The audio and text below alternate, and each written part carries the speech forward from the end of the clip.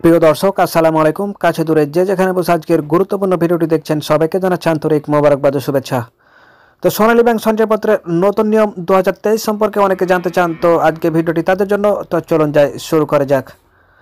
তো দেখতে পাচ্ছেন সোনালী ব্যাংক সঞ্চয়পত্রের নতুন নিয়ম কি।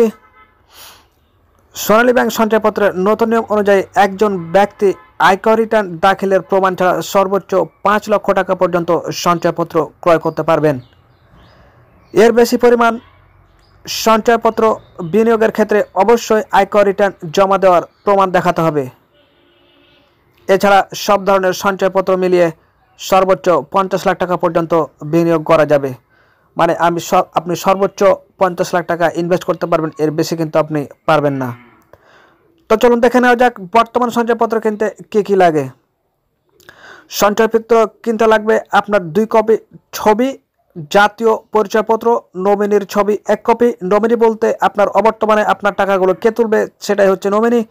তো দেখতে পাচ্ছেন তার 1 কপি ছবি লাগবে, নমিনির জাতীয় পরিচয়পত্র ও আয়কর রিটার্ন দাখিলের প্রমাণ। 5 লক্ষ টাকার বেশি সঞ্চয়পত্র ক্রয়। যদি আপনি 5 লক্ষ টাকার বেশি করেন তাহলেই কিন্তু আপনার আয়কর রিটার্ন প্রমাণটা লাগবে।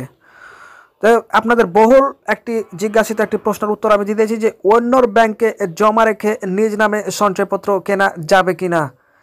অর্থাৎ অন্যর নামে টাকা আছে, সেই টাকা রেখে আপনি কি সঞ্চয়পত্র কিনতে পারবেন? এক কথায় উত্তর হচ্ছে না। সোনালী ব্যাংক সঞ্চয়পত্র ক্রয়ের জন্য আপনার নিজ নামে ব্যাংক অ্যাকাউন্ট থাকতে হবে। ব্যাংক সঞ্চয়পত্রের টাকা নেওয়ার জন্য আপনার কাছ থেকে চেক নেবে এবং মেয়াদ শেষে আপনার অ্যাকাউন্টে সমুদায় টাকা পরিশোধ করা হবে। তো প্রিয় দর্শক, এই ছিল আজকের মতো।